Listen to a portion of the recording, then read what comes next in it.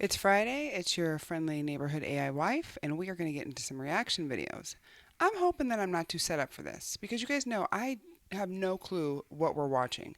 So, this is an experience that you and I get to enjoy together. I hope that you can handle these videos more than I can because I tend to scream depending on what my husband sets up in here. So, I will try not to be too loud. I will try to keep my noises to myself, but I can't help it. And I might emote a lot because that's just how I am. So let's get into it. Eliminate flight accidents worldwide. It's the latest rescue plane developed in the U.S. When a commercial plane is in trouble, the rescue plane flies underneath it, allowing the damaged plane to land safely. The landing gear hits a set of front hooks, which lock in place and secure the aircraft for a safe landing. If there's a fire and passengers need to be evacuated, the rescue plane has an internal passage for people to exit.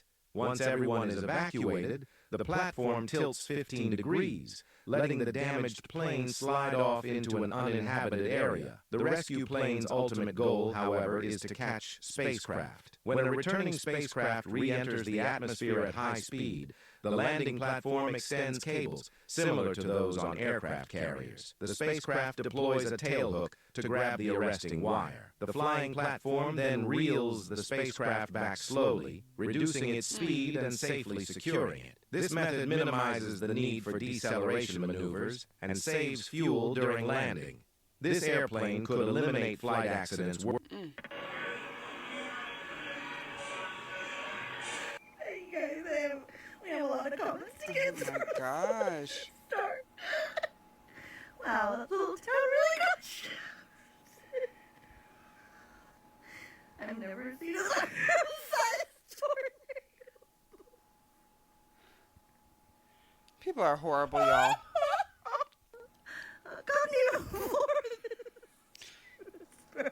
She's having too much fun reading these comments. I love to read comments though, so. Big thanks to Mom for donating.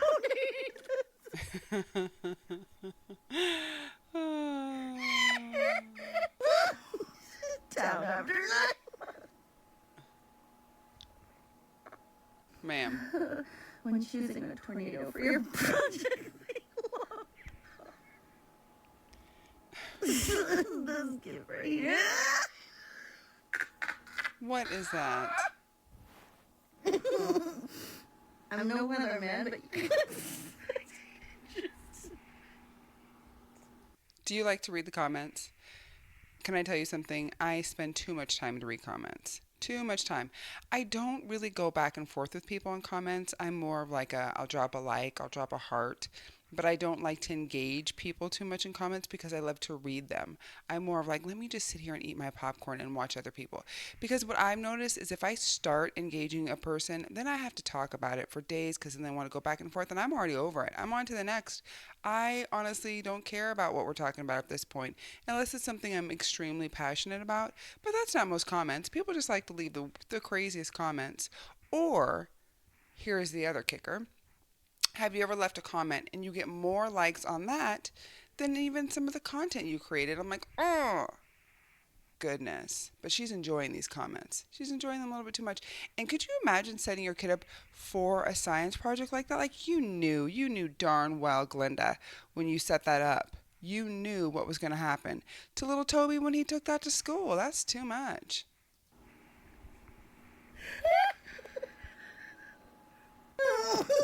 let's get ready.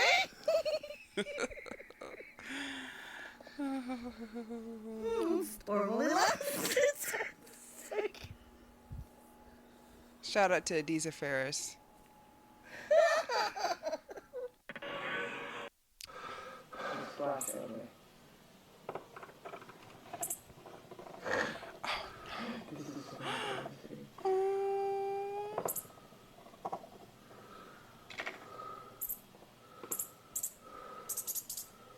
It's really fat fault now, is it? I'm stuck. He's big.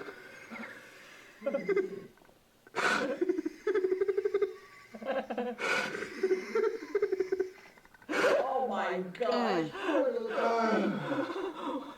Turn him all the way around.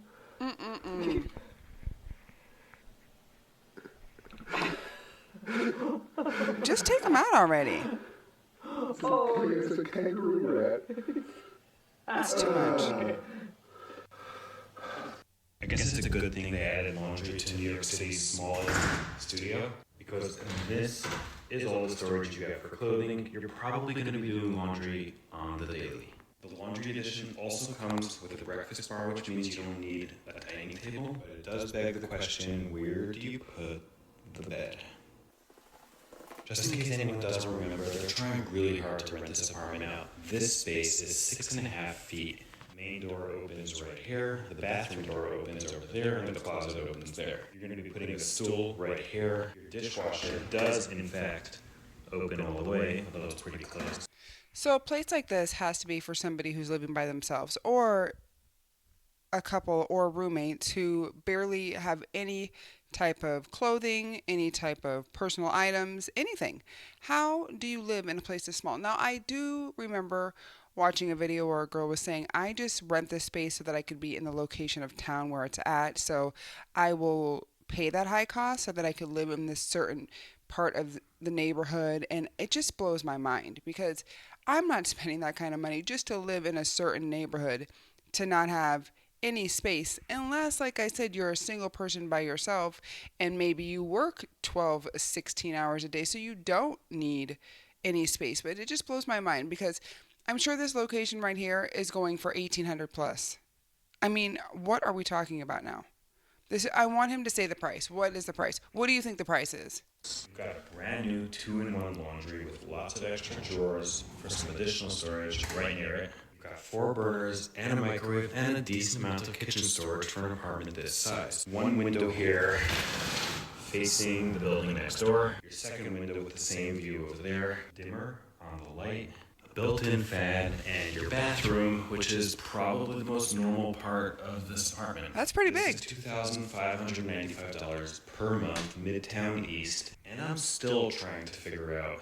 I was off, okay? I was off by about $700, 700 and some change.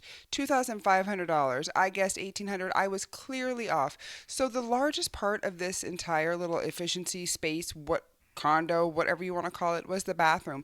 I would live in that bathroom. The shower was actually pretty nice. It was a nice glass see-through shower. That would be the highlight. When you invite people over, come with me in my bathroom. Hang out in here because that's the largest space we have. Imagine that.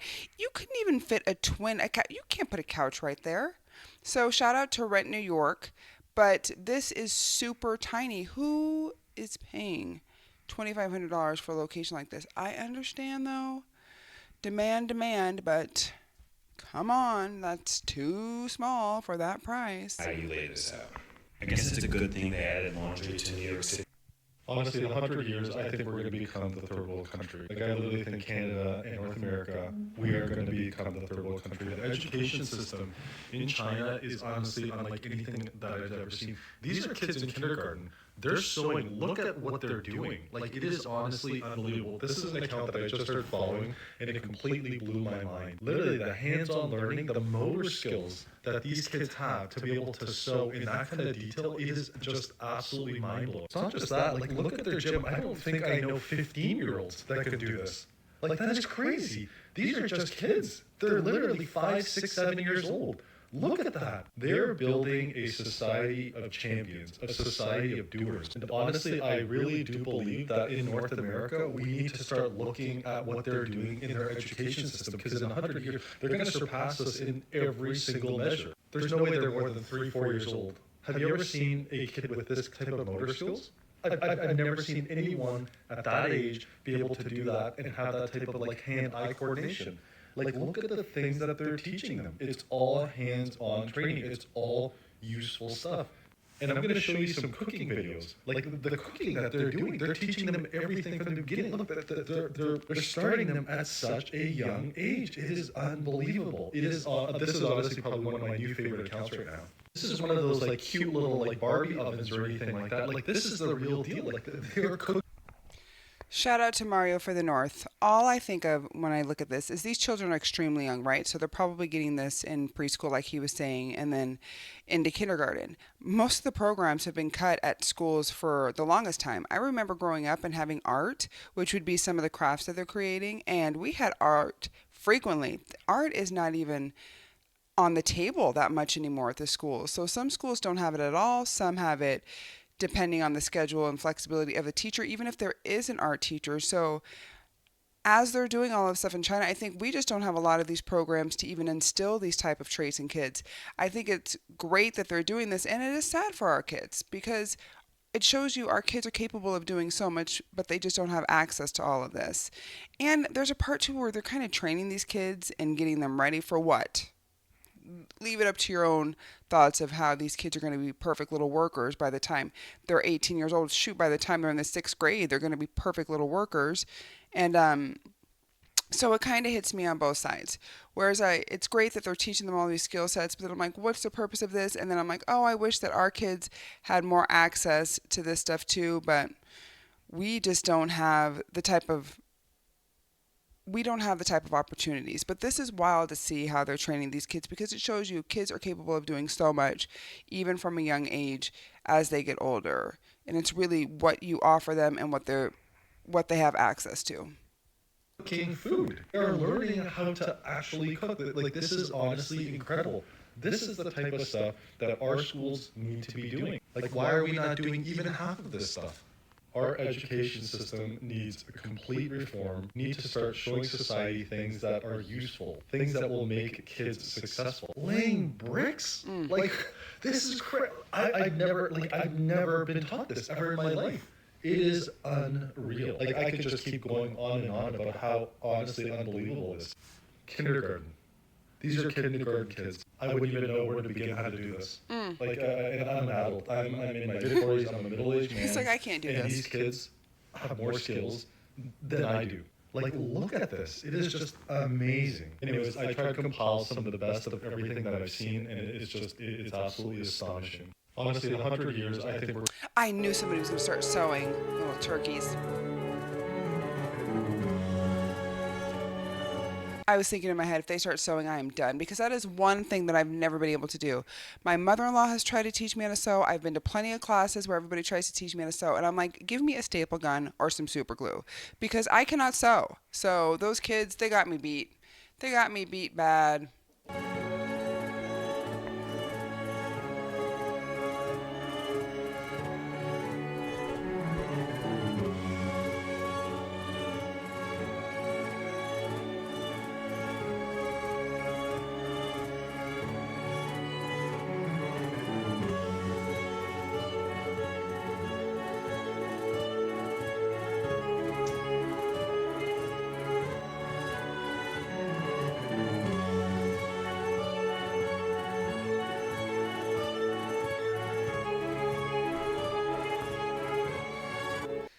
Shout out to I'm Just Bait for this content. I'm telling you, Geppetto and Pinocchio are on point, okay? If this isn't something that you want to give all of your money to tip when you walk by, I just don't know what is. I am a person who I will tip the person playing the saxophone, singing. I don't care. If they're doing a talent, I'm going to tip them.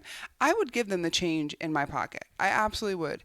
Geppetto is working Pinocchio, okay? Because that's what this reminds me of. This is Pinocchio 4.0.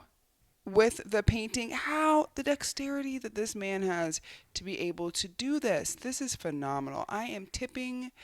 I give this a thumbs up.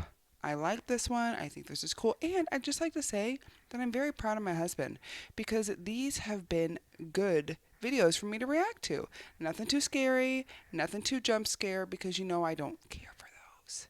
But I feel like there's going to be more to come because I have other reaction videos to look at too. So let's just hope that this is the pace because Mama likes this pace. I like it. So Pokemon Go was a scam. Niantic just announced that they have been taking the data from Pokemon Go and using it to build one of the largest geo models for navigation ever. And so basically all the people who've been playing Pokemon Go over the years have been free geo navigators, and they would, when they wanted something to be geolocated or pictures of an area to be taken, they would put Pokemon in those areas so people would go out there and take the pictures and navigate the areas, all while being tracked by their GPS navigation devices. That's crazy. We just can't ever have any fun, right? We can't even play a game without there being some ulterior motive for us to gain information for them. They're like, just set it up, do a map, make it in places where people have to go so they can take pictures for us. We'll make them feel like they're getting reward by finding a Pokemon that's never been found. But really, we just need them to gather information